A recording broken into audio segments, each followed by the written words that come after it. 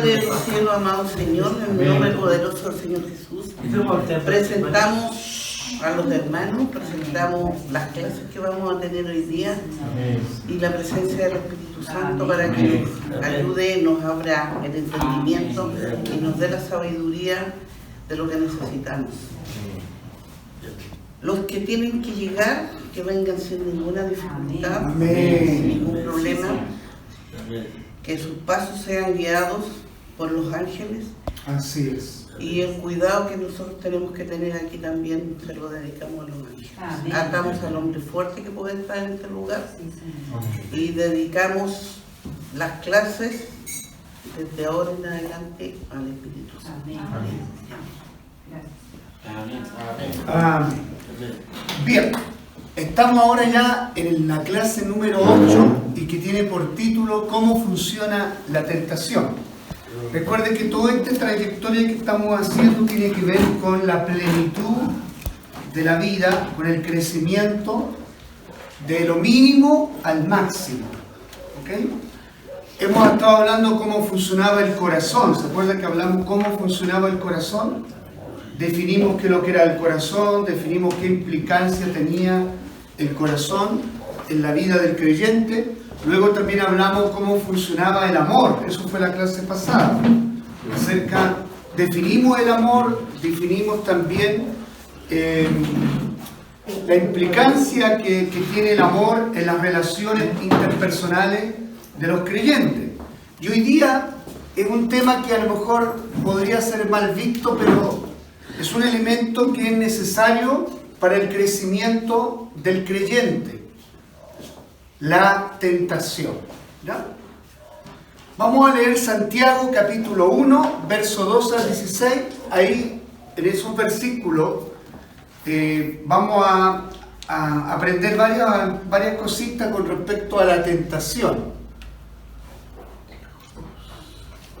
Es un elemento que afecta a todos los seres humanos, creyentes o no creyentes, todos somos tentados. Amén. El propio Hijo de Dios fue tentado. Jesucristo fue tentado por, ¿no es cierto?, Satanás. Aquí vemos una intervención participativa de Satanás en ese conflicto de la tentación, ¿ok? Porque la tentación no necesariamente puede estar presente espiritualmente Satanás, puede suceder de varias formas, pero en el caso en que afectó a Jesucristo, estuvo presente el diablo en ese diálogo, ¿no es cierto?, en el desierto, luego de que Jesús llevaba, ¿no es cierto?, 40 días de ayuno, 40 días. ¿Alguien lo tiene, Santiago? Soportando las pruebas. Ya. Bienaventurado el varón que soporta la tentación, porque cuando haya resistido la prueba, recibirá la corona de vida que Dios ha prometido a los que le aman. Cuando alguno es tentado, no diga que es tentado de parte de Dios, porque Dios no puede ser tentado por el mal, ni él tienta a nadie, sino que cada uno es tentado cuando de su propia concupiscencia es atraído y seducido. Entonces la concupiscencia, después de que ha concebido de la luz el pecado, y el pecado siendo consumado, da a luz la muerte. Amados hermanos míos, no erréis. Amén. De lo que acaba de leer la hermana Marlene, ¿qué le llama la atención? ¿O qué es lo que podríamos desprender inmediatamente de esta palabra tentación? Hay algunas cosas claras ahí de lo que acaba de leer ella. ¿Cuáles serían? ¿Alguien advirtió eso? Que Dios no puede ser tentado. Ya, o sea, a ver, ahí hay un punto. No es que Dios pueda ser tentado. La tentación no viene de Dios, ¿no? Que es distinto. La tentación no viene de Dios. Doctor, ¿Sí? ¿puede decir que venga de la maldad? O sea, lo contrario de Dios es Satanás. Ya. El tentador es Satanás. ¿Ya? Por lo tanto, porque dice, la tentación no procede de Dios, no se origina en Dios. Dios sí puede probar que ahí está la confusión. ¿Ah? Dios prueba, que es distinto a la tentación. aunque la tentación también conlleva una prueba. Esto me enseñó. Por eso es que se produce la confusión. Dios nos prueba al creyente a través de procesos, a través de circunstancias, a través, ¿no es cierto?, de situaciones en la vida. Pero la tentación, que es de parte del enemigo, como nos viene de Dios, la tentación también conlleva una prueba, porque yo no podría decir algo, afirmar algo, sin antes haber transitado por la tentación. Me explico. Si yo soy un hombre casado, no puedo decir soy fiel a mi mujer si nunca fui tentado con otra mujer. ¿Cuándo yo puedo decir que soporté la tentación? Cuando aparece esa mujer espectacular que no puede mover el piso y yo pueda decir no, porque tengo mi esposa. Entonces, después de eso yo podría decir salí victorioso, soy fiel. Pero alguien podría decir soy fiel si nunca ha sido tentado en esa área. No. ¿Se da cuenta? Y eso en toda la área de nuestra vida. Sí. Y eso tiene que ver por causa de la fe. Exactamente. Porque la fe debe ser probada. La fe debe ser probada. ¿Se acuerdan de José? José, por ejemplo, le pasó eso con la esposa de Potifar. En la Biblia hay una historia donde José, ante el atrevimiento de la mujer de Potifar, porque lo sedujo, lo cautivó, más encima se asió de la ropa de José, José sale huyendo. ¿Ok? O sea, aquí vemos una actitud de un hombre que en los tiempos para el sistema sería un hombre cobarde, ¿no es cierto? Se le consideraría un poco hombre para el mundo, pero desde el punto de vista espiritual él fue un hombre valiente que fue tentado y venció la tentación. Pero él estaba basado ¿en qué? Aquí entramos a lo que estudiamos la semana pasada, el amor. El corazón de José, cuando digo corazón, es decir, el hombre interior de José, estaba enfocado ese amor absolutamente a su Dios. Wow, aquí estamos uniendo los tres temas. Cómo funciona el corazón, cómo funciona el amor y cómo funciona la tentación. ¿Se fija? El hombre interior de José estaba íntegro, había integridad, había carácter en José, había una actitud, había valor, había coraje. Por lo tanto, como su corazón estaba bien afirmado en su objetivo, porque ¿cuál era su objetivo? Era Dios. El objeto de su deseo de José era Dios. Acuérdense que dijimos que el amor, el significado del amor era la respuesta de nuestro corazón hacia a alguien o una cosa. Por lo tanto, la respuesta del corazón de José estaba enfocada ¿en quién? En Dios. Si lo podemos buscar ese pasaje, porque es interesante lo que dice él con su boca. Me parece que está por ahí entre 40, 39 o 40 de Génesis. 40. ¿Qué es lo que dice? ¿Cómo haría yo este gran mal a mi Dios? Calma.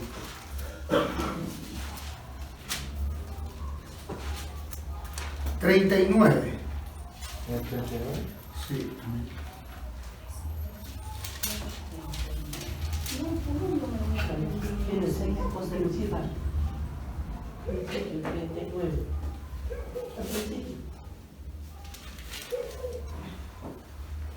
El primer libro El 7 parece el versículo 7. ¿Qué dice? Aconteció después de esto que la mujer de su amo puso sus ojos en José y dijo, duerme conmigo. Y él no quiso. Dijo a la mujer de su amo, he aquí que mi señor no se preocupa conmigo, de lo que hay en casa, y ha puesto en mi mano todo lo que tiene. Ya, el 9. No hay otro mayor que yo en esta casa, y ninguna cosa más he reservado sino a ti, por cuanto tú eres su mujer. ¿Cómo pues haría yo este grande mal y pecaría contra Dios? ¿Se da cuenta? El 9. 9. Ahí está. La declaración de José nace de una convicción que él tenía. Fíjese, él estaba en las peores condiciones. José fue tentado en las peores condiciones porque no estaba en su país. Si lo asimilamos a los tiempos modernos, no había ningún hermano de la fe que lo pudiera acusar. ¿Amén? Por lo tanto, José pudo haber pasado por alto y haber dicho: nadie me va, solo Dios nomás me puede pillar. Por lo tanto, no hay ningún problema que pudiera haber caído en la infidelidad con la esposa de Potifar. Pero él, su integridad era tan evidente que habla de dos cosas. Una es Dios, ¿cómo yo podría pecar contra Dios? Y la otra es contra su amo Potifar, porque él le dijo: él me entregó todo, salvo a su mujer. Entonces, como él no era correcto, ¿no es cierto?, que lo había puesto sobre su casa, sobre una gran responsabilidad, que él pudiera cometer eso. Fíjese que esto normalmente podría haber pasado y haber ocurrido. Pero aquí vemos cómo funciona el corazón de José, el amor de José frente a la tentación. Por eso que era importante que estudiáramos estos dos conceptos antes. Porque si usted tiene claro cómo funciona el amor, cómo funciona su corazón, usted va a poder entonces triunfar sobre la tentación. Pero jamás podremos decir que usted nunca va a ser tentado. Aún más yo diría, la tentación es un elemento que Dios permite, porque Dios permite para que el enemigo lo tiente. Como Job, Dios permitió. Exacto, que fuera zarandeado Job. Llama la atención, lo que llama la atención ahí en lo que le dio la hermana Marlene, en Santiago capítulo 1, del verso 12 en adelante, cuando dice que somos tentados de nuestra propia concupiscencia, somos seducidos. O sea, está hablando de que la tentación viene de adentro y no precisamente de afuera. Claro, lo que pasa es que para que lo que está dentro se gatille necesita Obviamente que alguien encienda la mecha. Pero es algo que se está amasando. Por ejemplo, la concupiscencia que tiene que ver con la caída, porque esto no estaba antes de la caída. ¿Ok? Y eso es lo que quiero hoy día que separemos. Cuando yo hablo de la caída, hablo cuando Adán y Eva cometen la primera desobediencia. De ahí el hombre cae de la posición de privilegio. Porque fíjense que cuando el Señor crea al hombre, ¿cómo lo crea? A imagen y semejanza. Ya. Lo crea inocente, a imagen de Dios. Es decir, en él era perfecto, completo. Pero miren en ese sentido lo que voy a decir acá. Preste mucha atención. Adán y Eva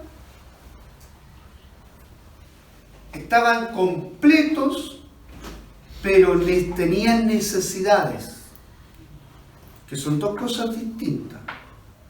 Porque estaba dentro del plan de Dios, porque Dios crea al hombre con necesidad de depender.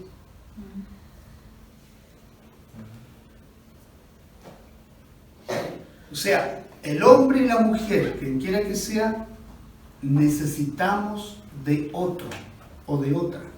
Amén. Desde un comienzo, Es que así lo creó Dios. Sí, porque Pero primero podría Adán ser- estaba solo Podría ser de dependencia hacia Dios, con ¿no? No, los animales y después porque- le hizo ayuda idónea. Pues. Porque Dios le dijo, No era bueno que Dios, estuviera solo. no es bueno que el hombre esté solo. Además que permitió que el hombre tuviera un tiempo solo. Y ahí se dio cuenta que no era bueno que No era estuviera bueno, solo. Exacto. estaba solo. Pero miren lo que dice Génesis Había llegado 1.31. los Aquí vamos a entrar a debatir. Mire, Génesis 1.31 dice que cuando termina la creación de hacer todo, dice Dios exclamó y vio que todo era bueno Bueno, en gran manera. ¿Ya? Génesis 1:31. 1.31. Veamos entonces cómo diseñó el Señor el corazón del hombre. Cuando digo el corazón, el hombre interior, el espiritual. Una vez creado el primer hombre y la mujer, Dios se siente satisfecho de lo que creó. Cuando usted, si usted es una artista, si usted hace arte o hace algo rico, una comida, ¿qué hace una vez que termina y se la come y hace el arte? Usted dice, wow, quedó riquísimo. Bueno, Dios estaba satisfecho de lo que hizo, de su obra, y esa obra eres tú y yo. Miren qué importante, ¿ya? Dijo que era bueno en gran manera. Por lo tanto, la creación no tenía defecto, Era perfecto. pero tenía necesidad. Dios no es que se haya equivocado al que el hombre y la mujer tuvieran necesidades, porque el hombre y la mujer tienen necesidades fisiológicas, emocionales, espirituales, pero lo que quería Dios, que ese hombre y esa mujer, teniendo necesidades, dependieran de él. Pero el hombre busca otra fuente para satisfacer sus necesidades espirituales, emocionales y fisiológicas. Ahí está el problema, cuando yo voy en busca. José, por ejemplo, ¿tenía necesidades fisiológicas? Sí, si no, no hubiera arrancado. Él se queda un minuto más y está acostándose con la mujer de Potifar. Porque él era hombre, ya estaba afectado, ¿me entienden? Entonces él decide arrancar. Entonces, pero él usa de estos elementos de su corazón y de su amor para con Dios. Aquí actuó con la razón. Porque a veces nosotros decimos, es que perdí la razón. Actuamos a veces con la emoción. Por eso cuidado cuando no tenemos balanceada y sujetada las emociones, porque las emociones son las que nos hacen tropezar por lo general. Pero aquí él actuó bajo la convicción de lo que tenía en su corazón. Él tenía claro que amaba a Dios, porque esa era la fuente principal de adoración que él tenía. Por eso que él dice, ¿cómo yo haría este gran pecado contra mi Dios? Primero tenía muy claro que eso estaba mal. Amén, había temor. Por eso que aquí hay dos temas importantes. Los que estamos aquí, la mayoría sabemos lo que es bueno y lo que es malo. Pero ¿puede existir alguien, un creyente, que no sepa lo que es malo? Sí. ¿Puede un creyente ignorar, porque no está leyendo toda la escritura? Por ejemplo, sabiendo hacer lo bueno y no lo hago, eso es pecado. ¿Sabía usted eso? Sí. ¿Alguien no sabía eso? En la escritura dice, sabiendo hacer lo bueno y yo no lo hago, estoy pecando. Pero hay creyentes que no saben eso. Hay creyentes que lo único que saben que lo malo es mentir, robar, adulterar, idolatría, qué sé yo, y todas esas cosas, etcétera, etcétera. Pero aquí yo estoy diciendo, sabiendo hacer lo bueno. Ahora, ¿Qué es lo que es lo bueno? Aquí empezamos a filosofar. ¿Qué es lo que es lo bueno? Yo voy por el, como decía el pastor Edwin, el que usó el samaritano. Ahí hay una gente, pasó el sacerdote y vio, ¿no es cierto?, a un hombre que estaba botado en el suelo y el sacerdote hizo esto. Dio la vuelta y siguió su curso. ¿El sacerdote sabía lo que tenía que hacer? Sí. ¿Lo hizo? No. Eso es pecado. O sea, esto llévelo al terreno moderno. O sea, hay alguien que tiene una necesidad en la calle, que está botado en el suelo. ¿Qué hace usted? ¿Lo evade, lo evita, le habla, hace más que hablarle? ¿Me va siguiendo? Sí. Entonces, lo que para algunos, porque hoy día con todo el temor que hay, con toda la desconfianza que hay, la gente no se involucra. Pero eso también está pasando con el pueblo de Dios. Y eso no está bien.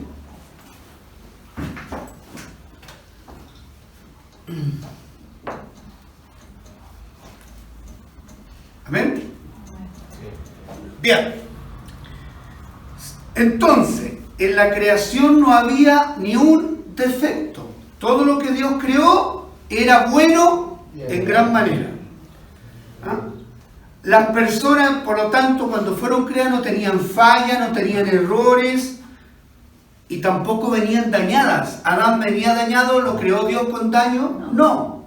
Eva no tenía daños tampoco, o sea, estaban en la inocencia, como decía el hermano Osvaldo. No conocían los malos. Pero cuando aparece en el capítulo 2, verso 18, esto, si lo leen, esto lo que van a leer muestra que también los creó de la forma que necesitaran de algo.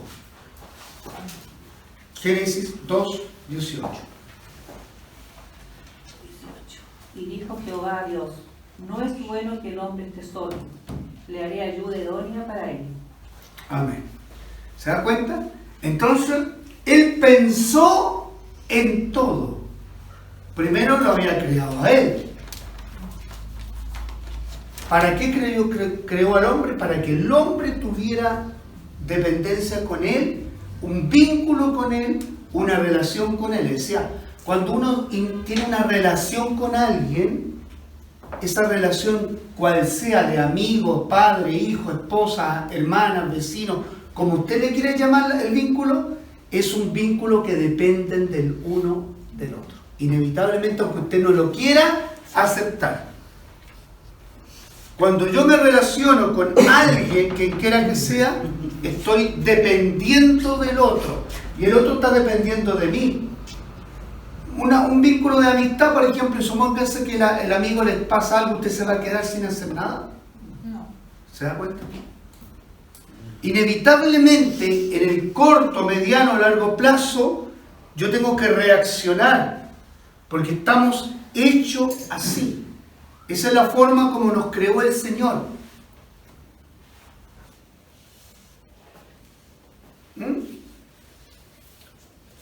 ¿Le está teniendo sentido esto? Ya. ¿Por qué le digo? Porque esto es en todos los aspectos. Nosotros estamos como iglesia, por ejemplo, lo que vivimos el domingo y lo que hemos estado viviendo los últimos domingos, estamos nutriendo la comunión entre nosotros. Algo, no creo que todos lo puedan percibir, pero la mayoría lo ha percibido, que se están rompiendo ciertas cosas, ciertas barreras que estaban en la congregación. Ahora, eso es mérito del Señor, pero también de ciertas cosas que se están haciendo en la iglesia. El trabajo. Y de cosas que son silenciosas. Por ejemplo, un cambio de actitud. Yo he visto un cambio de actitud en algunos hermanos. También es importante la oración. Amén. O sea, se da cuenta que hay varias cosas que están ocurriendo. Mi relación con el Señor también. Si mi relación con el Señor es productiva en lo íntimo, en lo personal, yo voy a llegar en mejores condiciones acá. Amén. que si yo, por ejemplo, en la semana no tengo un vínculo con el Señor y vengo con toda la mochila el domingo y llego acá, vengo con una carga. Pero cuando yo vengo livianito de afuera, el domingo vengo a participar, a adorar, a levantar un altar, eso favorece a lo que está ocurriendo con nosotros.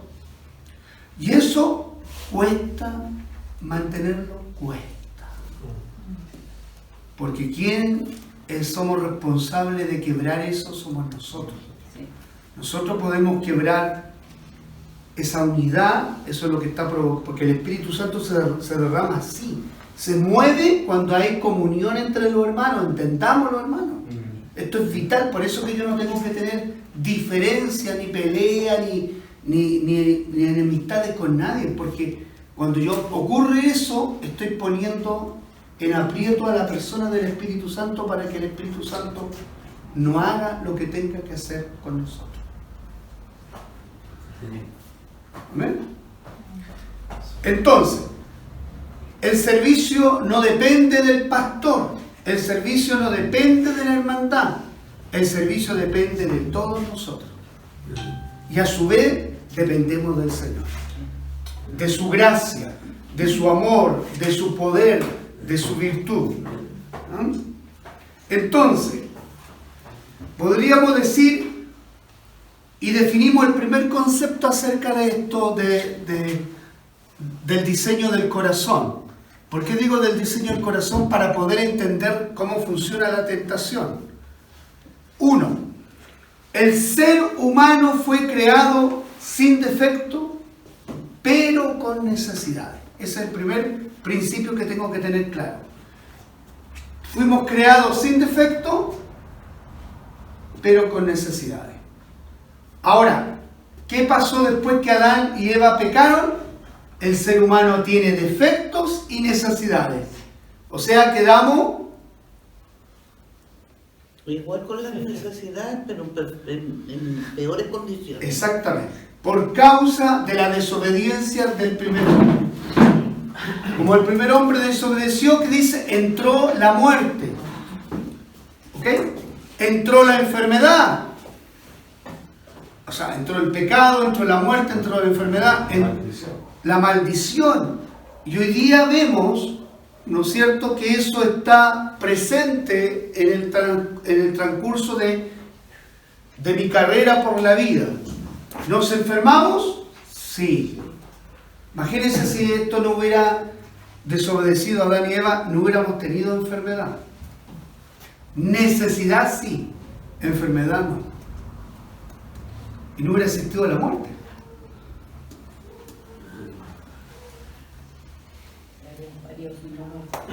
Claro, como la decisión. Yo lo hice sin dolor, guachita, así que Es la decisión, pues si ahora creemos en Cristo, tenemos vida eterna.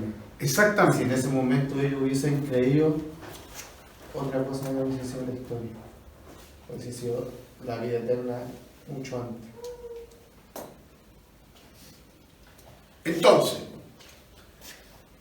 ¿cómo funciona la tentación frente, imagínense, a un ser humano? Ahora le va a dar esto para que analicemos. Un ser humano con defecto, con necesidades.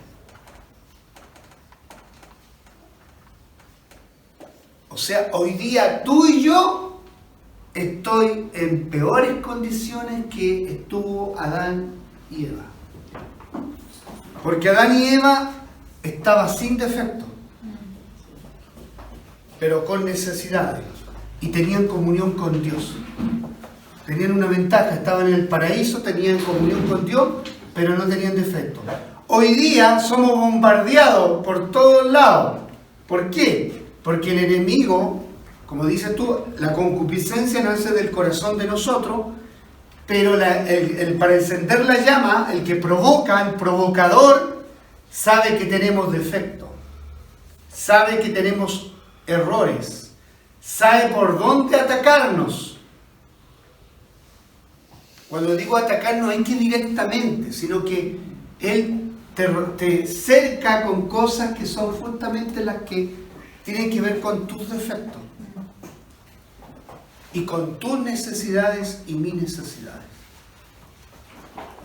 Ahora, para yo combatir la tentación, estos elementos son fundamentales. Y hay un tercer elemento, porque si yo tengo un corazón alineado al pensamiento de Dios, ese corazón va a ser influenciado por el Espíritu Santo.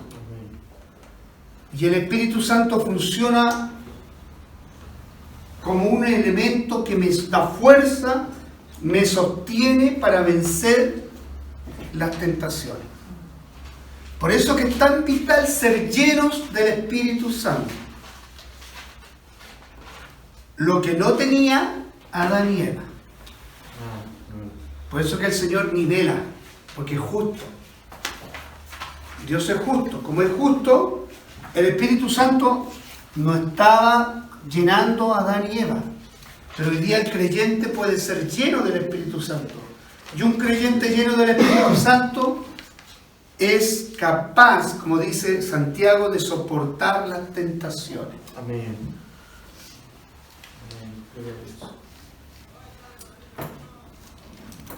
¿Dónde usted es tentado? ¿Dónde usted es tentada? Pregunto. Respóndase usted misma. Puede ser por Las debilidades. la debilidad, claro. Sí. Ya. En distintas áreas, porque él sabe cuál es tu debilidad. Para una persona es una y para otro otra. Correcto. Exacto. Control igual. ¿No? Pero sin lugar a duda, el siguiente concepto que tenemos que cómo funciona la tentación, todos aquí somos tentados. Alguien podría decir, yo nunca soy tentado. No existe eso. Por eso es que la comunión es importante, porque cuando uno despierta en la mañana de pensamiento, a veces somos tentados rápidamente. Pero si uno huye a eso por intermedio de la palabra, viene paz.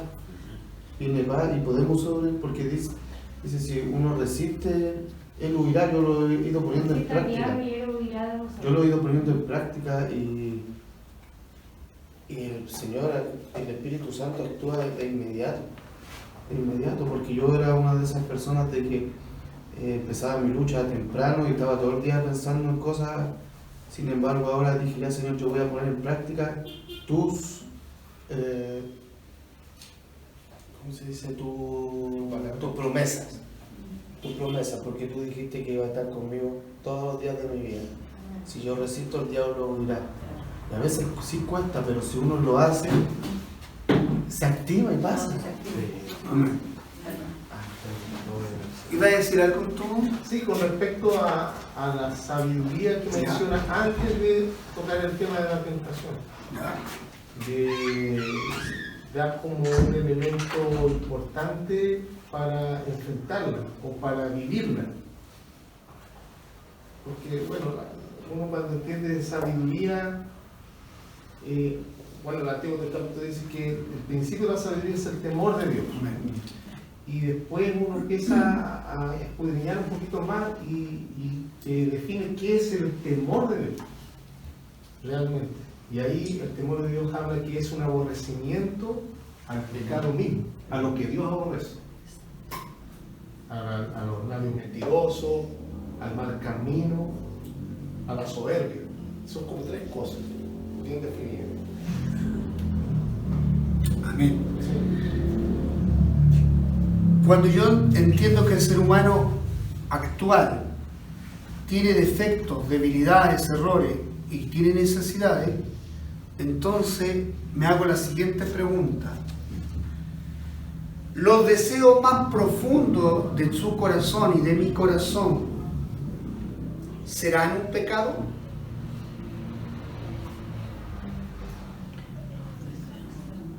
El deseo más profundo. Los deseos más profundos que usted tenga. Por ejemplo, ¿cuál es el deseo más profundo que nos hace que todos queramos? Todos queremos algo, ser felices. Todos queremos ser felices. Aunque hay gente que dice que la felicidad no existe, pero aspiramos. Es una decisión. Sí, no, pero por ejemplo, que todos aspiramos desde lo más profundo de nuestro corazón a tener una mejor calidad de vida, un bienestar en términos, llámese, ya sea teniendo una persona a mi lado, o teniendo cosas materiales a mi lado, teniendo un buen trabajo. No estoy hablando de irme a los extremos radicales, ser millonario, aspirar a eso, no. Sino tener un buen pasar. ¿Alguien aquí que no quiere ser feliz? Porque medio extraño sería. No, yo le estoy preguntando, ¿alguien aquí no quiere ser feliz? Pero depende de la perspectiva que se mire, porque, a ver, si estamos hablando con respecto al tema de la... Es que no estoy hablando en general, Osvaldo. O sea, sí, uno quiere ser feliz. Es que eso es lo que quiero que contestemos. Todos queremos ser felices. Estoy hablando de un aspecto general. ¿Hay alguien que no quiere? Todos tenemos derecho a ser felices. Por lo tanto, ese deseo no es un pecado. Claro. Quiero que lo entienda. ¿En qué está enfocado? Ahora está mal enfocado. Es que lo que pasa, ¿por qué lo digo? Porque hay cristianos que tienen un concepto equivocado, que dicen, no voy a entrar a la iglesia, no quiero ser involucrado en la iglesia porque no voy a ser feliz. Claro. Es que eso uno piensa que tiene que dejar cosas. ¿Me entiende? Claro. Es que Yo no quiero que lo hace feliz. Es que eso es lo que quiero que entendamos. Yo partí con algo básico. La pregunta básica es, ¿queremos ser felices? Sí. Y la respuesta es sí. Después vamos a ir desglosando, porque eso tiene que ver en lo personal. Pero yo estoy hablando en lo general. Si hay alguien aquí que no quiere ser feliz, es un pájaro raro. Y yo se lo comenté al comienzo de nuestra conversación, que yo no quería nada de involucrarme con los evangélicos, con los testigos de Jehová, con ninguno de ellos. Pero no era porque yo no quería estar en comunión o conocer al Señor, sino que esa doctrina que ellos tienen, esa religiosidad. Yo toda la vida he usado el pelo corto, entonces llegar a ser testigo de Jehová o ser pente y después tener que crecerme el pelo, yo siento que me veo horrorosa. Entonces, no, yo no quiero nada con eso. O con las polleras largas, no. Pastor, yo creo que todos tenemos ese anhelo de ser feliz. ¿Por qué? Porque el Padre, cuando terminó la obra, se gozó y fue feliz, pero su deseo en su corazón era hacer eso, un jardín, para que habitase un hombre, y eso era un gozo, una felicidad para él. Y si él lo hizo, ¿por qué nosotros no vamos a querer? Lo que quiero establecer en esta noche. Yo decidí ser feliz. Ya.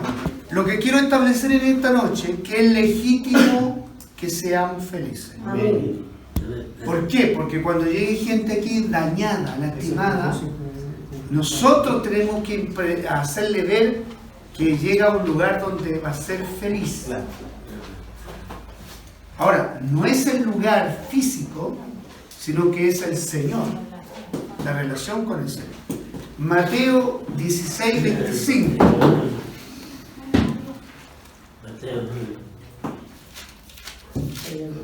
Anhelar ser feliz o intentar llenar mi corazón de esa felicidad no es pecaminoso. Amén. ¿Por qué se lo digo? Porque yo en la iglesia pentecostal de Benjamín Lavelo, lo voy a decir con nombre y apellido, ahí me decían que yo no iba a ser feliz, que tenía que sufrir y soportar la cruz. Por experiencia. Así me dijeron, de partida. Entonces eso atenta contra la voluntad del Creador. ¿Ok? Por eso que es peligroso, por eso no se lo estoy enseñando, porque suele ocurrir que aquí pueda haber gente que piense así también. No lo digo por ustedes, cuando hablo de gente de todo el grueso de la iglesia. O llegan personas marcados con eso. Exacto. Llegan marcados con eso y algunos dicen, no, es que el Evangelio no pone mucha carga, mucha la cruz, muchas restricciones. Da miedo a la gente. Hay una persona que llegó acá que tiene una tremenda necesidad de ser amado, de recibir abrazos. me pasa dando abrazos. Y seguramente ahí hay un rechazo, hay una historia. Entonces, y Él lo da con todo su corazón. Yo percibo en el Espíritu con todo su corazón que esto sea una cosa recíproca, porque está encontrando aquí algo que no había encontrado en otra parte. Amén. Porque lo saludan bien, porque lo aprecian, porque lo hacen ser parte de esta... Lo valorizamos. Lo valorizamos. Por eso les digo que esto es relevante, es importante. Nosotros tenemos que sacar de los pensamientos, porque los pensamientos en el corazón donde ataca el enemigo a hacernos sentir que somos rechazados, que no servimos para nada, que nadie nos quiere, que nadie nos ama. Más las condiciones exteriores, circunstanciales que pudo haber tenido cualquier persona. Por lo tanto, partimos de la base que no es pecaminoso. ¿Qué dice entonces Mateo? Porque todo el que quiera salvar su vida, la perderá. Y todo el que pierda su vida por causa de mí, la hallará. Ahí está. Por lo tanto, ¿cómo soy feliz? Aquí está la parte difícil.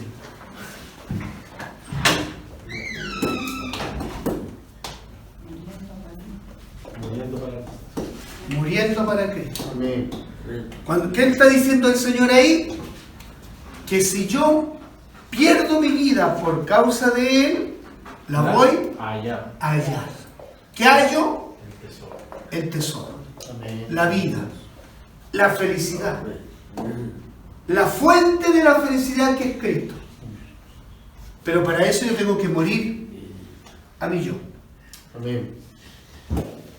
Es increíble ese contraste de muerte para que haya vida. Exactamente. Muerte. Ahora, el problema ¿dónde está? En que yo para ser feliz pienso, me enfoco de esta manera. Fíjese, voy a ser feliz si gano 10 millones de pesos. Vamos a suponer que ese hombre empezó a ganar 10 millones de pesos, pero no es feliz. Después dice, voy a ser feliz si me caso. Encuentra mujer. ¿Por qué? Porque tiene 10 millones. Porque tiene 10 millones.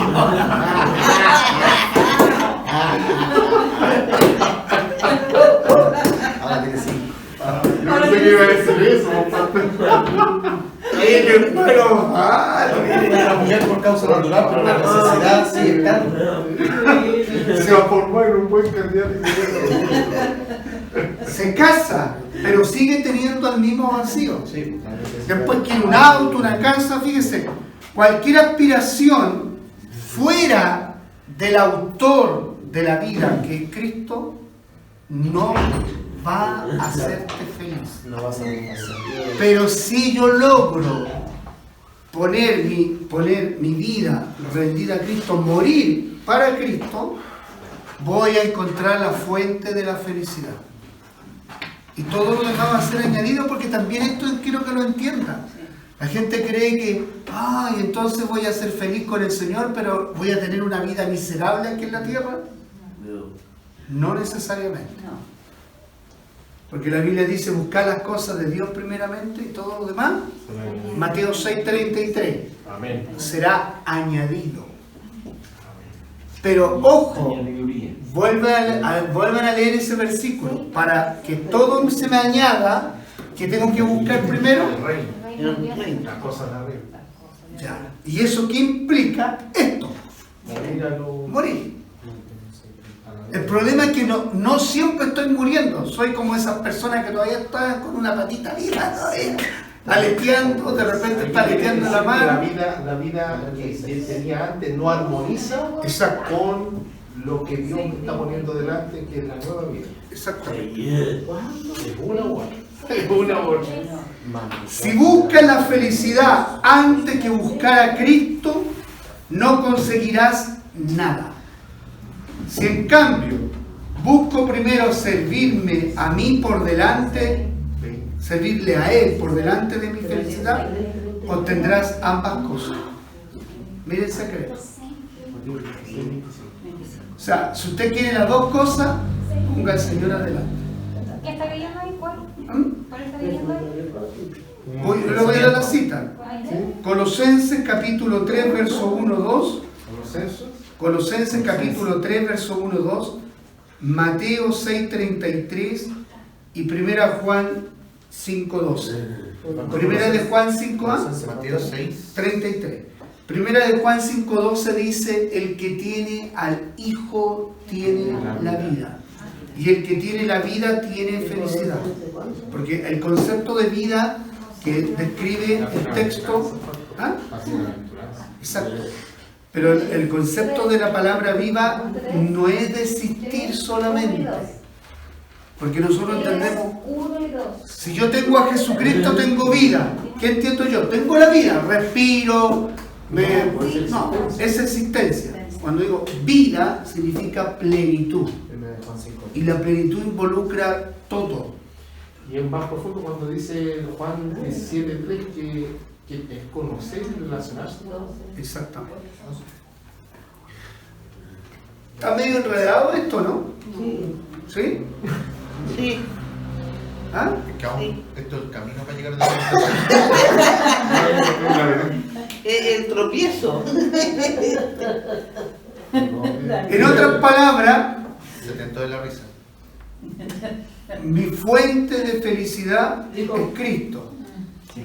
Pastor, disculpe, Mateo 6:32. 6:33. Pero eso también se ve, por ejemplo, con las personas que tienen todo lo que uno pudiera anhelar. No estoy poniendo como un ejemplo, sino que estoy viendo un ejemplo. ¿Ya? Por ejemplo, la gente que es millonaria ¿Ya? y que tiene mucho dinero, ellas tampoco son felices. No. Porque cuando los entrevistan dicen que no sé si mis amigos son porque me quieren o son por interés. Claro. Si la mujer que está conmigo es porque me quiere o es por interés. Entonces al final me siento solo. Una inseguridad. Eso es ser pobre de espíritu también. Es que igual hay una enseñanza que dice que O sea, distinto fuera que se fuera millonario y aparte tuviera Dios y ya fuera. Es que eso es lo que busca Dios de nosotros, que Él nos puede dar. Es que miren, el hecho de ser millonario, ¿Dios puede hacerme millonario? Sí, si Él lo quiere. Sí. Pero también yo soy millonario primero si soy hijo de Dios y me esfuerzo. Porque también ese, en el fondo, este punto, mire. No, es que yo voy a esto. No, tiene que ver con plata porque tiene que ver con la relación que tú tienes con el dinero. Exactamente. Por ejemplo, Zaqueo tenía plata, pero él la había adquirido en mala forma. Pero cuando encontró el tesoro más grande de su vida, porque él logró ver eso, su tesoro no era la plata porque él estuvo dispuesto a entregar todo. ¿Se da cuenta? Ahí está funcionando esto. Él estaba muriendo para Cristo. No el joven rico, que la contrapartida. El joven rico no iba a morir a Cristo vendiendo su dinero, porque no logró ver su tesoro. ¿Cuál era? Era la plata. En el caso de Zaqueo, el tesoro fue Cristo. Claro. Y Zaqueo terminó siendo más rico porque el Señor lo prosperó. Pastor, eso es claro un ejemplo en cuanto al dinero, pero aquí yo veo otra profundidad que cuando dice el Señor, si tú me eres fiel en lo poco, yo sobre lo mucho te pondré. O sea, el Señor nos llama a que nosotros seamos fieles en esto que estamos aprendiendo. Si nosotros lo aplicamos y logramos llegar hasta madurez, el Señor nos va a poner sobre lo mucho, y sobre lo mucho abarca todo. Primeramente entregar lo que por gracia hemos recibido, y las añadiduras van a venir. Ya. En la Biblia habla de dos ricos de dos formas. Uno, pero los dos tenían al mismo tesoro, que era Cristo. Una vez que Pablo envía de vuelta a Onésimo a la casa de Filemón, Filemón era un creyente rico. Pero no solamente era un creyente rico, era un hombre que había encontrado su tesoro más que su dinero, que era Cristo. Y Onésimo, que había sido un esclavo, no era rico en dinero, pero tenía la misma riqueza que era Cristo. Los dos tenían a Cristo. Pero este tenía plata, se le había añadido más plata. Ahora, ¿por qué una persona puede tener más plata que otra? Por dos razones.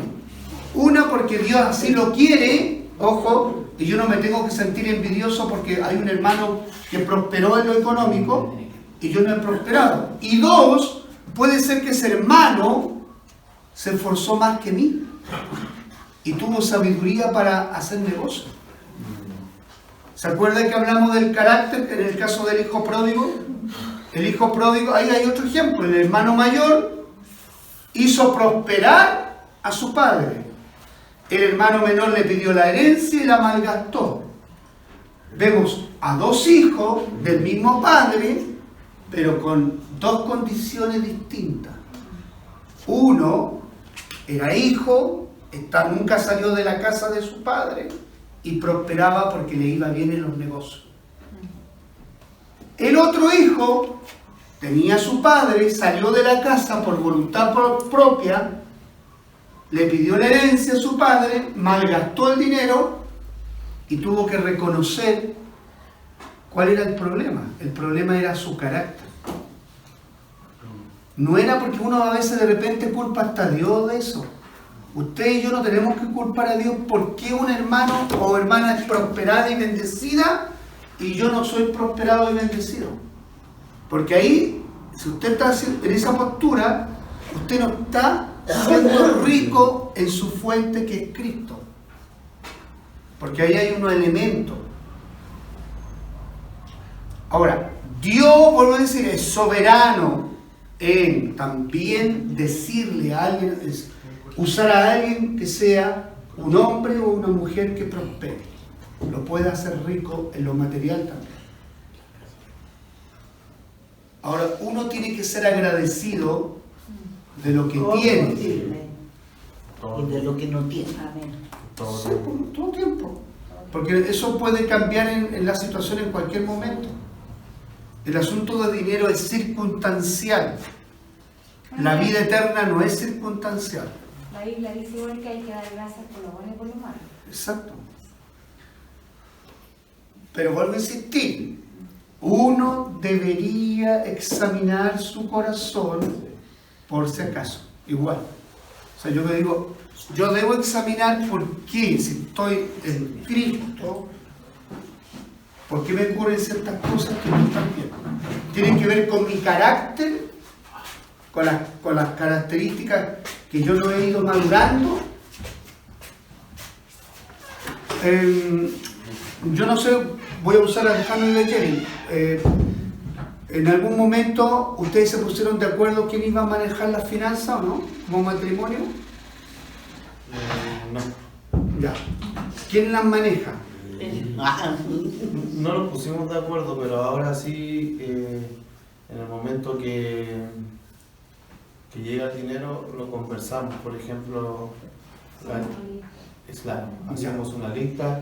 Ya. Pero ¿qué pasaría si yo le hago esta pregunta? Supongamos que ustedes se casan, quiero contar esta historia, y uno de ustedes, en este caso el marido, no es bueno para el manejo de las plata. ¿Qué es lo que debe ser un marido inteligente? De entregarle la finanza a su mujer. En mi casa es así. O sea, reconocer. Mi mamá administra el dinero. Reconocer eso. Claro, también Que uno es mejor administrador. siempre tuve mal manejo. Pero, escúchame, pero eso ha ido cambió. Sí. Porque yo no me puedo quedar toda la vida con esa postura. ¿Me entienden? O sea, porque mi esposa maneja bien, yo no voy a... Yo tengo que aprender y superarla a mi esposa. Es que a veces por comodidad. Pero a veces descansan en la No, persona. son más cómodos. Exactamente. Pero por eso estoy diciendo, un Tu creyente... problema es que te Tiene que ver con la idiosincrasia del chileno o del latinoamericano. Eso, es que hay que votar todo eso. Hay que votar porque nuestra cultura es generalmente así. El 90%, no digo que todo el hombre, pero gran parte del hombre le entregan el sobre completo a la esposa. Sí. Es más cómodo porque así el día de mañana faltó dinero, bueno, y no. Pero eso no es ¿Qué correcto. hiciste con la plata? No es correcto desde el punto de vista espiritual, del diseño de Dios. No, pues no debería ¿Me ser. entiendes? Por eso que todas esas cosas tenemos que corregir, ir corrigiendo. Ahí entramos en la materia de lo que es el carácter, que también es lo que vamos a ver. Entonces, ojo con esto. pero entonces, ¿qué sería lo correcto en la parte financiera en un matrimonio? Estoy ganando, ¿entiendes? Parto yo del primero. Cuando yo me caso, tengo que conversar esos temas. Ese es el primer error que no hacen los matrimonios, no conversan los temas. Y cuando viene el problema, ahí viene recién el asunto. Yo soy todo al contrario, digo, antes que se casen, cuando están de novio, hablar de todos los temas, políticos, religiosos, de dinero, la parte sexual, hablarla todo, como se dice vulgarmente, a calzón quitado. Ser sincero, para evitar que cuando estén ya juntos, te empiecen a aparecer los problemas típicos. ¿Me entiendes? Entonces, supongamos, si yo hablo con mi futura esposa y digo, ¿sabes? Yo soy malo para administrar la plata. Y ella me dice, no, yo soy re buena, ya, te concedo que tú administres los recursos, pero eso no significa que yo voy a descansar toda la vida en ella. Yo tengo que aprender y ponerle la posición correcta. La mujer debe ser dócil para ayudar. Exactamente. Para ser más económica. ¿Por qué? Porque si una mujer también... Hay mujeres que no saben ayudar en esa parte al marido. Exactamente.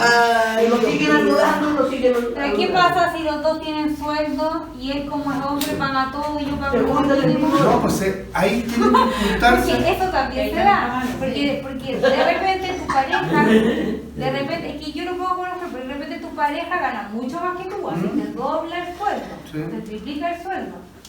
Y si él dice, no, yo voy a pagar todo y tú me ayudas con estas cosas, los demás lo guardan para ti, ¿estaría bien o estaría mal? No estaría mal, porque uno tiene que acordar eso antes.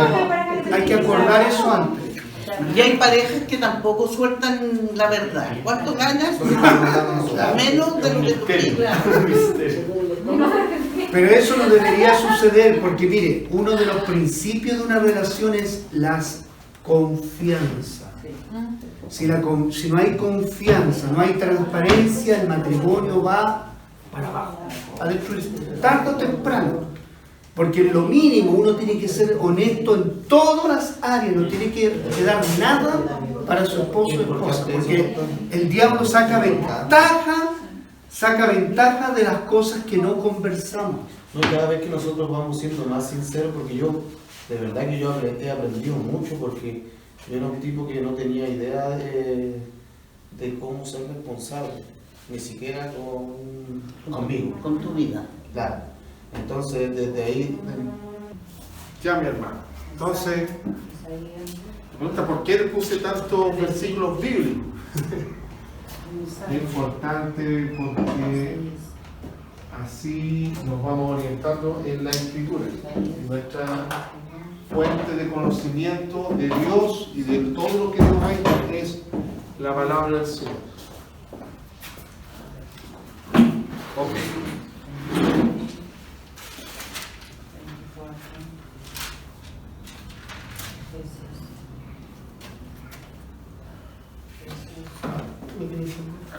Bueno, esta es la doctrina de la creación. ¿Ok? La doctrina de la creación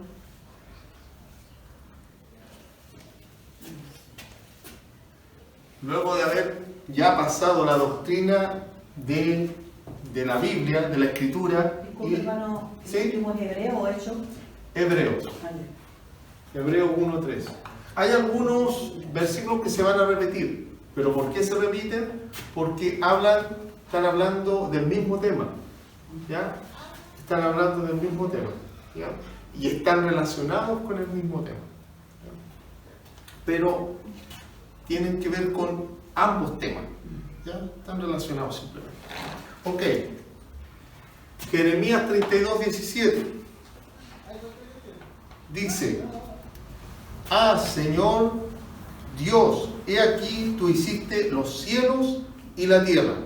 Con tu gran poder y con tu brazo extendido, nada es imposible para ti. A ver. Entonces, la doctrina de la creación es importante. Es importante saber qué es lo que Dios hizo y cómo Dios lo hizo. Son las... falta un minuto para las 9. Vamos a orar al Señor. Vamos a pedirle a Dios que en este ratito que vamos a poder estar, Él nos ministre con su palabra y Él tome todo control. Amén. Dios y Padre, en el nombre de Jesús, Señor, te alabamos y te adoramos, te exaltamos, Señor. Eres digno de toda adoración y de toda alabanza, Señor. En esta hora, Padre Celestial, nos ponemos delante de ti, colocamos todas, Señor, todas nuestras vidas en tus manos y ponemos esta clase, Señor, y te pedimos que tú, Señor, nos instruyas y tú nos enseñes, Dios mío. Padre, en el nombre de Jesús, lámpara es a tus pies tu palabra y lumbrera es a nuestro camino. Señor, en el nombre de Jesús te pedimos que abra los cielos sobre este lugar y limpie los aires. En el nombre de Jesús, Padre Santo, y que derrames espíritu de sabiduría y revelación en el conocimiento tuyo. Padre, te pedimos toma el control, Señor, de toda dolencia, de toda enfermedad, Padre Santo, y Señor, que toda situación sea de victoria y en bendición en el nombre de Jesús. Gracias, Padre Santo. Amén y amén. Ok. Hermano, disculpe, en la última de allá, en Hebreos y Hechos. Hebreos 11:3. El 1:10. Hebreos 1:10. Hechos es HCH. Y Hebreos HE.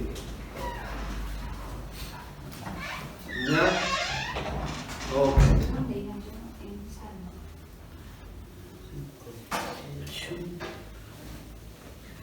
Ok. El frío. Sí, se hace frío. Hay unos como polar, chiporros, son calentitos. Sí, pues uno se envuelve. Ok, la doctrina de la creación. La creación de Dios se define como su obra mediante su palabra. ¿Ya? La doctrina de la creación es la obra de Dios mediante su palabra y para su gloria. Al crear el universo de la nada, de modo que su condición original no tenía corrupción espiritual ni física. ¿Ok? O sea, Dios creó todo de la nada y con su palabra y para su gloria. Bueno, la creación obviamente que es de origen divino, viene solamente de Dios, no hay otro intermediario, solamente Dios. Las siguientes características resumen las principales aserciones bíblicas respecto a la creación divina del universo. Aquí hay unas características con respecto a la creación. Bueno, aquí yo les coloqué 3 títulos y varios versículos. El primer título dice el comienzo del universo y el tiempo. ¿Ok? ¿Cuántos recuerdan Génesis capítulo 1, verso 1? ¿Se acuerdan cómo comienza? En principio estaba la tierra vacía. ¡No! La tierra estaba desordenada. No, dice, claro, ahí por ahí va cerca. La tierra estaba desordenada y vacía. Sí. ¿Viste? Algo está bien. Sí, algo. ¿Cuál? De la nada. Sí, en el, No, abajo no lo guardo. sí, el universo, No, ahí. la creación Donde fue dice rápida. Apocalipsis ahí, a 4:11. Sí, Apocalipsis ¿Ya 4:11. tienes ahí al lado que eso? Sí, y esto una rayita que hice yo es 10, ya, es Apocalipsis 16 también. Eso era, ¿Ya? muchas gracias. ¿Ya? Aquí, a ver, ¿dónde más aparece algo parecido? Acá en el Salmo 104, verso 30, y después es el mismo Salmo 139, y del 7 al 10. Ya, ¿Ya? ok, gracias. No, hay de qué. Entonces, el comienzo del universo y el tiempo. Ok.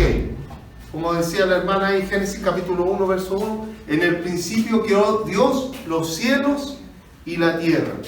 El universo tuvo un principio, ¿cierto? Que se inició con el primer momento del tiempo. Dios dice, en el principio. Como Dios creó en el principio, este principio también debe incluir el tiempo. O sea, ¿qué quiere decir? Que Dios creó el tiempo. Dios creó el tiempo. Este principio también debe incluir que Él creó el tiempo. Dios empezó a crear en el primer momento. Dios comenzó a crear en el primer momento del tiempo, al principio del primer día. Génesis capítulo 1, verso 5. ¿Lo tiene ahí mi hermana Marlene? Y llamó Dios a la luz día, y a las tinieblas llamó noche, y fue la tarde y la mañana un día. Un día, ¿ok? Un día. El primer día comenzó a crear. Génesis 1.1 prueba que Dios existe fuera del tiempo y que Él es su creador. O sea, antes que fuera el tiempo, Dios era. Dios no está condicionado por el tiempo. Amén. Entonces, bueno, y ahí todos los versículos no los vamos a ir leyendo uno a uno, porque si no, no vamos a terminar. Pero ahí, con el título, se van a ir relacionando inmediatamente. Inmediatamente. La bibliología, la palabra del Dios nuestro permanece para siempre. ¿Ok? Entonces, nosotros, de acuerdo al relato de Génesis, cuando nos dice que en 6 días fue creado todo, nosotros debemos creer que fue creado en 6 días. Literal, en los días que vivimos Sí, ahora. 6 días, claro. 6 días. Pero es que Dios la dio, entonces podía hacerlo en 6 días. Sí. Entonces, imagínense Dios haciendo granito por 1000 años. Claro. Miles y miles de miles. No me imagino. ¿Sí? ¿Okay? O sea, lo que creó por su palabra a partir de la nada en 6 días. Dios creó la primera energía física y la materia, porque ninguna de ellas existía cuando Él inició sus actos de creación. Dios es la única causa del principio del universo. ¿Ya? Sí, ahí de repente chocan por ejemplo los argumentos científicos con la escritura. ¿Ya? ¿Y por qué chocan? Porque muchas veces hay algunas cosas que los científicos postulan y están investigando y no tienen la claridad total y absoluta. ¿Ya? Y después ellos mismos se dan cuenta de que realmente hay cosas que están ahí en la escritura, que están ahí en la palabra y solamente ellos la están confirmando. Como se han descubierto tantas cosas. Sí, se han La otra descubierto. vez vi en Génesis, iba a decir, en una persona que estudiaba el idioma humano, y decía que había una repetición de un patrón y salían unos números, no me acuerdo qué números eran, pero todos repetían el mismo patrón. Y ellos al llevarlo a las siglas hebreas era el nombre de Yeshua, parece que. Eso es como la numerología que utilizan los hebreos. Sí, Eso y era el nombre de él, entonces ellos decían que el creador, como nos creó, él también puso como cuando un pintor pone el nombre, él nos selló así. En el ADN estaría la secuencia donde Claro, se pone el nombre de él. claro, eso tiene que ver con el nombre sagrado de Dios, el tetragramatón. Claro, que dentro de la letra es la I, claro, IHWH, y esos dentro del número del alfabeto hebreo, claro, tienen ciertos números, o sea, están en una distancia numérica distinta. Y entonces dentro del ADN humano, en esta como cadena que se descubrió más o menos como en el 2000, creo que fue, o fue un poco antes, creo. Fue en los 80, los 70 que se descubrió, 80 parece que fue, no estoy muy seguro. Pero, claro, descubrieron que, claro, coincide, y que el nombre de Dios estaría ahí en los genes, como un sello. Y eso es real, sí. Ok, el universo es distinto a Dios y depende de Él. ¿Ok? ¿Qué quiere decir eso? El universo fue creado por Dios y es distinto a Él, aunque depende de Él. ¿Ya? O sea, Dios no es parte del universo. Dios es mayor que lo que creó. ¿Ya? Hay algunas creencias que dicen es que Dios está en todo lugar, dicen. Claro, y ahí eso, el enemigo es súper astuto. Dice, no, es que Dios es la creación misma. ¿Ha visto esa gente que abraza los árboles? Sí. Ya. Entonces cree que Dios está en todas partes. Y esos son movimientos de la nueva era, que vienen bastante de Oriente. ¿Ya? ¿Dios está en todas partes? Sí. Pero Dios no es creación. Dios no es creación. Claro. Y ahí, creo que hay un movimiento llamado el panteísmo, que es antiguo, Sí, tiene que ver con como relación hindú. con eso. Sí, tiene que ver con eso. Entonces, Dios no tiene relación con la creación en el sentido que Él no es creación. Él es el creador y el sostenedor de todas las cosas. El universo es distinto de Dios y depende de Él. ¿Ya copiaron eso? ¿A dónde vais? Voy en... Vaya abajo. Sí. Hay un actor de... ¿Cómo se llama este actor? O sea, el universo fue creado por el Dios Trino. ¿Okay? Aquí puse el Padre, el Hijo y el Espíritu Santo y una serie de versículos. O sea, ¿cómo vemos eso? Y cómo sabemos, o sea, conforme a las Escrituras dan testimonio de esto. Hay tarea para la casa ahí para que ustedes puedan estudiar también con respecto a ese tema. El Dios Padre inició la obra divina de la creación y la gobernó. ¿Okay? Dice Génesis capítulo 1, verso 1, dice, en el principio creó Dios. ¿Okay? Cómo se medía de sumisión el Padre, o sea, como medio de sumisión al Padre, el Hijo creó también el universo. Juan capítulo 1, verso 3.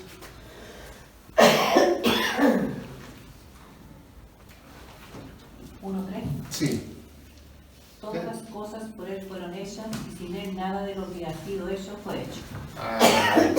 Ok. Y el Espíritu Santo también participó en la obra divina de crear el universo. Génesis 1, verso 2. ¿Recuerdan ese versículo cuando dice que el Espíritu se movía en las aguas, ¿cierto? Ok. En el aire sobre las cosas. Es interesante cuando Juan, el apóstol, declara y revela a Cristo, él lo llama el Verbo. El Verbo se hizo carne. Y cuando habla del Verbo está hablando de el Logos, o sea, la palabra.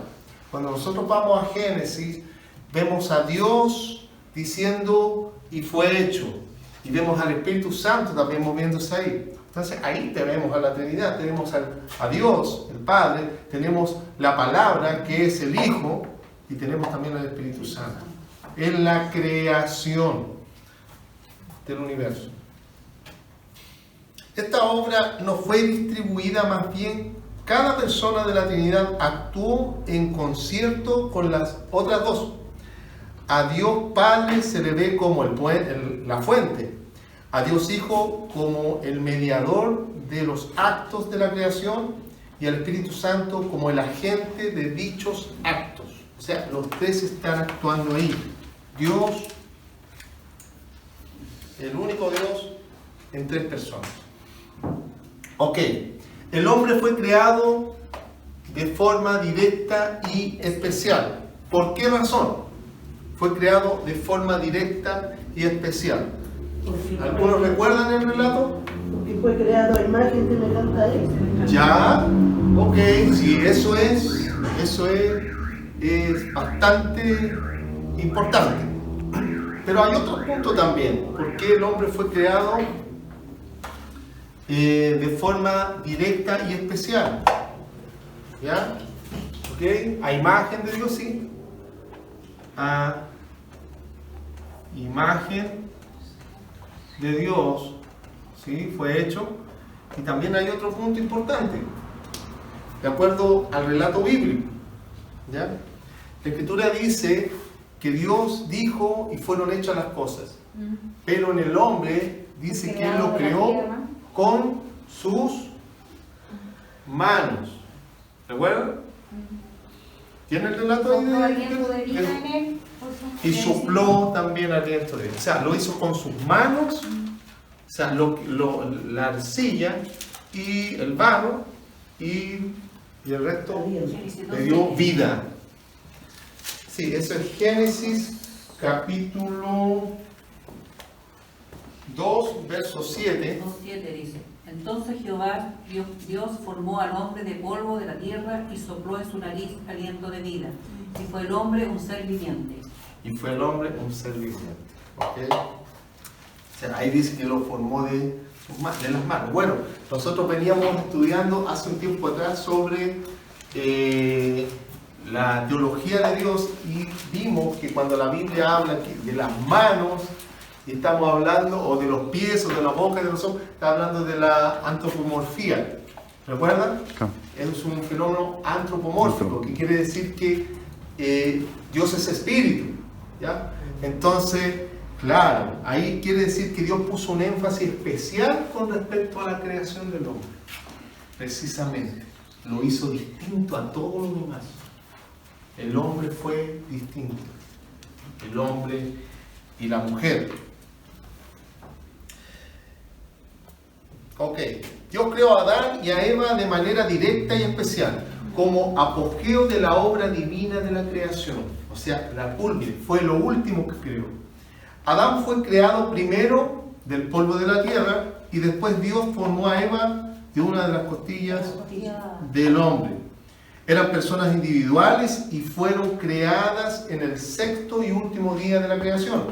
Fue la culminación de la obra divina de la creación. Dios formó a Eva a partir de Adán y fueron los primeros cónyuges y el patrón de todos los matrimonios. ¿Ok?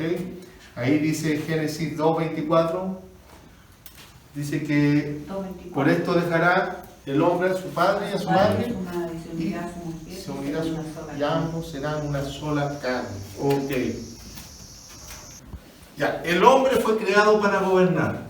Así es. El hombre fue creado para gobernar. ¿Ok? Cuando hablo del hombre estoy hablando del ser humano. ¿Ok? Y ahí tenemos Génesis, tenemos el Génesis capítulo 1. Génesis capítulo 1, verso 27 al 31. ¿Ok? Dios creó a Adán y a Eva y les dio la orden de gobernar la tierra. Eran los siervos de Dios para gobernar la tierra por Él. Dios los creó a imagen y semejanza y los puso en el huerto de Edén y les dio todo lo que había ahí en el huerto. Todos los animales, todas las bestias que señorearan sobre ellos. Que ellos gobernaran. Ese fue el propósito con el cual Dios creó al hombre. Ahora las bestias están gobernando. ¿Ves? Entonces, para que gobernasen la tierra. El universo fue creado muy bueno. Este es el otro tema. El universo fue creado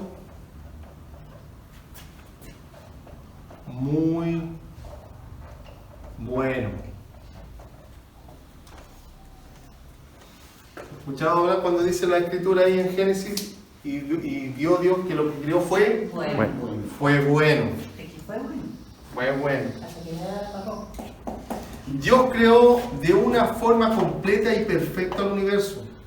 Era muy bueno según su estándar de perfección para la creación.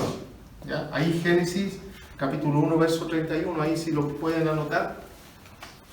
Génesis capítulo 1 verso 31. Y vio Dios todo lo que había hecho, y aquí que era bueno en gran manera, y fue a la tarde y en la mañana al día siguiente. Miren, en ese momento no había corrupción ni muerte. La evolución del mundo quedó descartada por esta afirmación. ¿Ok? Y por último tenemos la creación debía glorificar a Dios. La creación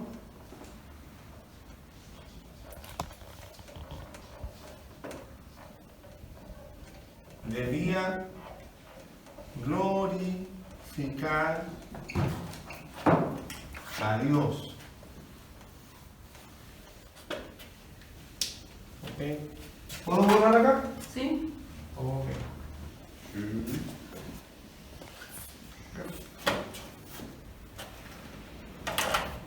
Vamos a colocar algunos versículos. Isaías 43:7.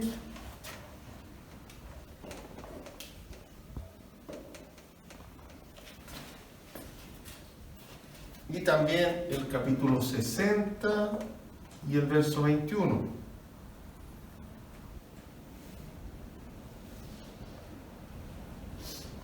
Tenemos también Ezequiel, capítulo 36, verso 21 al 22. Y también el capítulo 39, el verso 7. También tenemos Lucas, capítulo 2, verso 14. Romanos, capítulo 9, verso 17. Y también Romanos, capítulo 11, verso 36. Primera de Corintios, capítulo 15, verso 28. Efesios, capítulo 1, de versos 5 al 6. Y el capítulo 3 también, del verso 9 al 10. ¿Ok? Dios creó para manifestar su gloria.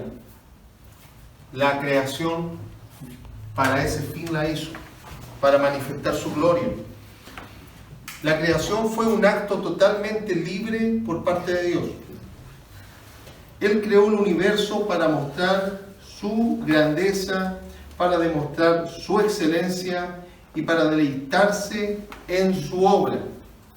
Para eso Dios creó todas las cosas, para su propia gloria, con ese fin y con ese propósito, que le dieran gloria. Y también para que la misma creación disfrutara. Dios nos creó a nosotros para que nosotros le disfrutemos a Él. Nosotros le demos gloria a Él y también lo disfrutemos a Él. Pero en el transcurso de nuestro caminar en la creación, bueno, se tropezó con la tentación y vino la caída del hombre. Y vino la caída del hombre. Pero, de ahí estamos. pero, gloria a Dios por Jesucristo, porque en Él tenemos victoria y somos una nueva creación. Las cosas viejas pasaron, dice 2 de Corintios capítulo 5 verso 17, y aquí son todas hechas nuevas. Somos una nueva creación en Cristo. El viejo Adán quedó atrás. Ahora somos un nuevo Adán en Cristo. Y este Adán venció. El primero no venció. Por el primer Adán vino la muerte, entró la muerte y la condenación, pero por el segundo Adán entró la resurrección de los muertos. Amén. El problema es que no lo creemos con la firmeza que deberíamos de... Debemos hacerlo. De creerlo. Debemos de creerlo. De entenderlo, porque siempre hay un dejo de incredulidad. Sí, es lo que pasa es que está la incredulidad en el ser humano y Dios sabe que somos gente que duda, pero somos llamados a creer. Y Dios nos dio una fe viva, una fe que está ligada a Dios, que está ligada a la verdad, está ligada a la vida de Dios. Entonces, cuando nosotros nacimos para el reino de Dios, somos una nueva creación como hijos de Dios en Cristo Jesús, entonces comenzamos a aprender a caminar. Comenzamos a aprender a caminar y necesitamos las bases bíblicas. Son fundamentales. Por ejemplo, ¿por qué les di tantos versículos bíblicos? ¿Por qué? Porque yo puedo decirles muchas cosas acá con respecto a la creación, pero ustedes al orar a Dios y decirle, Señor, enséñame tu palabra y háblame con respecto a la creación, entonces la palabra misma da testimonio de lo que Dios hizo. Y como la palabra es espíritu y vida, ¿qué va a provocar en ti y en mí? Al momento de leerla yo con un corazón humilde y humillado delante de Dios, va a provocar vida y va a provocar fe. Porque la fe viene por el oír y el oír la palabra de Dios. Y entonces, ¿qué va a pasar con la duda y la incredulidad? Fuera, al tacho de la basura. Porque yo soy un hombre de fe. Y usted es una mujer de fe, un hombre de fe. Hemos nacido de Dios en Cristo para vencer. Para vencer. Amén. Y para un día ver a nuestro Salvador, aquel que nos tomó y nos compró para siempre. Por último, ¿cómo esta doctrina se relaciona con el Evangelio? La creación. Primero, nos recuerda que Dios es soberano, porque Él creó de sí mismo, dijo, yo voy a hacer esto para mi gloria. Y Él creó todas las cosas para su gloria. Y ahí está, hay un versículo que les voy a regalar, un versículo con respecto a eso, que es primera de Crónicas 29:11. Segundo, ¿cómo esta doctrina se relaciona con el Evangelio?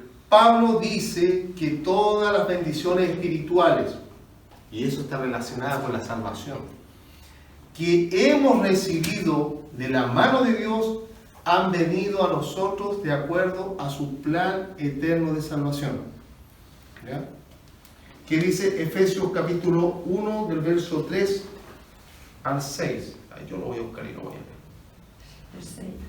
Sí, es Efesios capítulo 1 del verso 3 al 6. Dice, bendito sea el Dios y Padre de nuestro Señor Jesucristo, que nos bendijo con toda bendición espiritual en los lugares celestiales en Cristo. Dice, según nos escogió en Él antes de la fundación del mundo, para que fuésemos santos y sin mancha delante de Él. En amor, nos predestinó para adopción como hijos, para sí, mediante Jesucristo, conforme al beneplácito de su voluntad, para la alabanza de la gloria de su gracia, que gratuitamente ha impartido sobre nosotros en el amado. Dice que nos escogió en Él antes de la fundación del mundo. Antes que fuera esto, Él ya nos había escogido.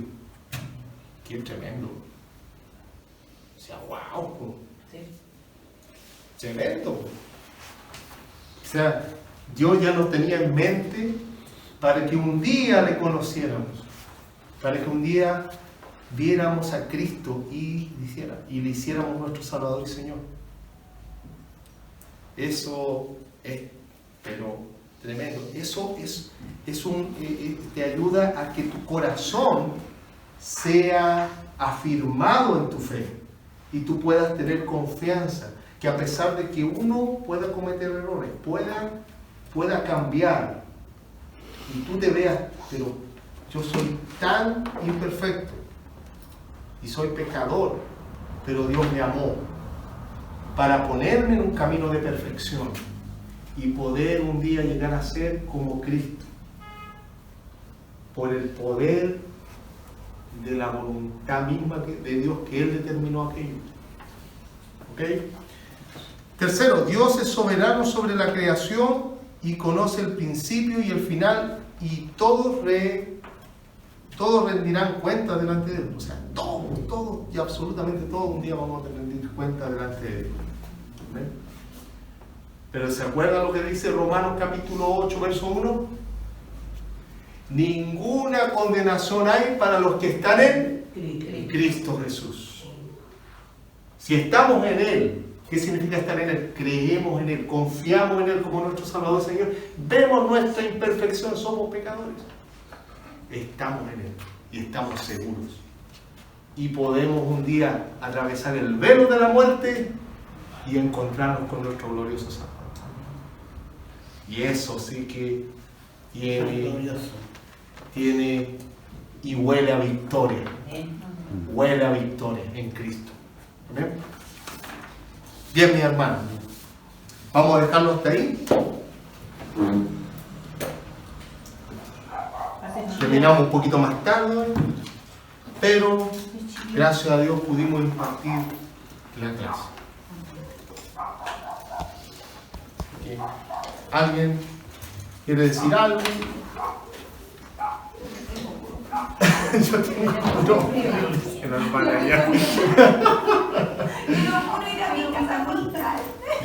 ¿Sabe qué? Les digo una cosa. En tiempo frío es más propicio quedarse en casa. Pero ¿sabe qué? Dios le tiene una bendición a usted. Dios le tiene una bendición a usted. Y cuando usted es fiel en lo poco, estas cosas son minúsculas también. Dios un día lo va a poner a usted no mucho. Así es. Si tienes frío o sientes frío, para Yo prefiero el frío que el calor en todo caso. ¿Sí o no? ¿Te das cuenta que estás viva? No, yo tampoco. Sí, prefiero el frío. Porque yo llego como el guatero y me acuesto. Imagínate en los tiempos primitivos cuando andaban en el andaban sin ropa los pobres. y veían así una tarántula. La serpiente que veían, Ya mi hermana Mali, oye, quiere orar mi hermana. Eso fue de mi cosecha. Otra vez. Sí. Vive castigada. Vive castigada. Órelo. Dale gracias. Amén. Padre, en el nombre de Jesucristo te damos gracias, Señor, por tu amor, por tu misericordia. Gracias por esta palabra tan hermosa que usted nos ha enseñado en este día, que nunca nos debemos de olvidar que gracias a Jesucristo nosotros somos salvos, perdonados, Señor. Amén. Gracias, Señor, por tu palabra, porque es la que permanece y es la que enriquece nuestros corazones, Señor Dios mío. Cada día, Señor, podamos vivir con esta fe, esta confianza, Señor, que usted por nosotros, ¿quién contra nosotros? Amén. Gracias, Dios mío, por todo lo maravilloso que usted nos ha dado y gozosos nos sentimos en nuestro corazón de saber que fuimos escogidos por ti. Amén. De que antes de la creación ya estábamos destinados, Señor, para estos tiempos. Amén. Gracias, Dios mío, Padre por lo que tú seguirás haciendo en medio de su pueblo, de su iglesia. Y también queremos rogarte, Señor, que acompañe a tu siervo Mauricio de regreso a casa. Como dice que usted guarda nuestra entrada y nuestra salida, y así será él. Queremos orar también por mi hermano Juanito, Señor. Ponga usted los mejores médicos, los mejores doctores, enfermeras ahí, para que atiendan a tu siervo, Padre, y sea, Señor, rescatado de esta cosa que tuvo que vivir, Señor. Padre, confiamos en ti, Jesucristo, confiamos porque sabemos, Señor amado, que por tu llaga nosotros fuimos curados. Amén. Señor, de regreso a casa, Señor, te ruego que la paz de Cristo vaya con cada uno de mis hermanos, que la paz de Cristo reine en nuestro hogar, en nuestra casa.